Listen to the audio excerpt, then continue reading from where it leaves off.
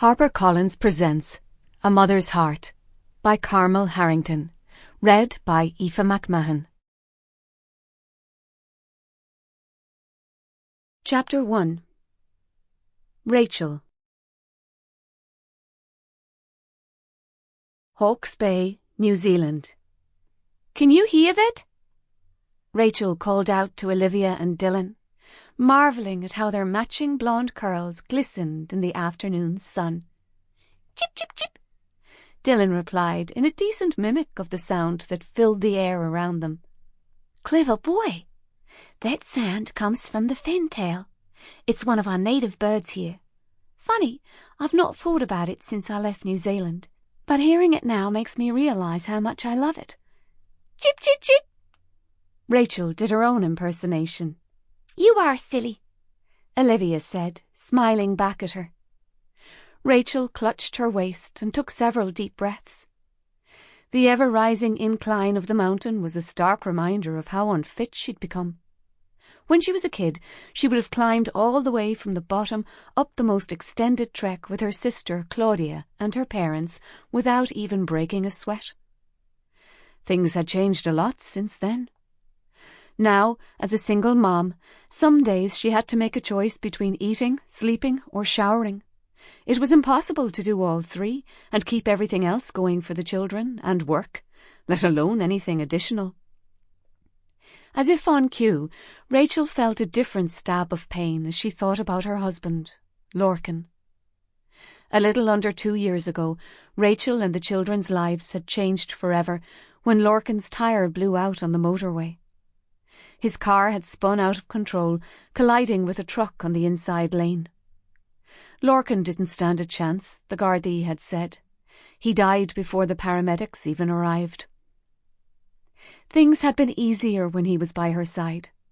They shared the school run, he made the kids' lunches while she made breakfast, and then in the evenings he helped her package purchases for her customers from her online clothing business, Ray's Closet. And while Rachel missed all of his practical help, she knew that she'd happily continue to do it all by herself if she could have just one more day with Lorcan.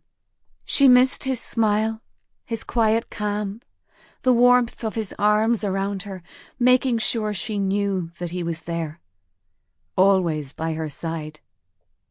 "I can smell lemons," Olivia said, scrunching her nose up. "Me too, sweetheart," Rachel responded. "That comes from the eucalyptus trees. They smell delicious, don't they? And now, all of a sudden, I want some of Grandma's lemon drizzle cake." Her stomach grumbled at the thought. Memories of Claudia and herself eating cake, still warm from the oven, filled Rachel's mind. Her mom wearing her handmade duck-egg blue apron, smiling indulgently at her girls. Rachel felt a bittersweet ache flood her. But while there was comfort in remembering childhood moments with her family in New Zealand, they were tinged with sadness too, for all that she had lost when she'd made a new home thousands of miles away from them all. Ahead, her dad, Joe, and Claudia paused for a moment to allow them to catch up. "You getting old, eh?" Claudia teased. "I am old," Rachel only half joked.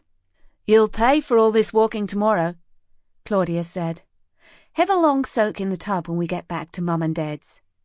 "Whatever pain is coming my way, it's worth it," Rachel said, gazing up at the blue skies. She was home again. New Zealand was one of the most gorgeous countries in the world as far as Rachel was concerned. She had buried her love of her homeland deep inside her over the past 5 years. It was the only way she could live in Ireland, leaving her family and hometown behind. "We're at the top of the world!" Olivia shouted, punching the air in delight when she realised they'd finally reached the top of the peak. With the sun beating down on her face, Rachel could not fathom that she had been in Dublin with the children less than 2 days ago, juggling parenthood and work. By extending the kids' midterm break, it meant they could spend the month of February here, which was New Zealand's summer. Rachel sighed in pleasure as she took in the view. She loved this particular spot because no matter which way a person looked, the vista Sample complete. Ready to continue?